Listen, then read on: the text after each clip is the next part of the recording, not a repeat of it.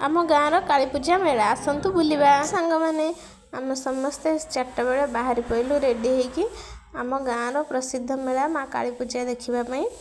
यही मेलाटा आमर त्रिवेणी अमावास्या दिन माँ कालींकर पूजा आरंभ होता है आमर यात्रा भी हुए आ बहुत मजा हुए। आसतु बुली आम प्रथम जाकि माँ का दर्शन सारिदेलु दर्शन सारी तापर चलीगलु कौन सब पड़ी ये आमर झील मानकर तो प्रथम आगे चूड़ी उपर ही नजर पड़े मुझे चलीगली बहुत बढ़िया सुंदर सुंदर चूड़ी थिला साड़ी कलर पिंधापी बढ़िया मैचिंग हम पुणी 100 टंकार ही मिलूला।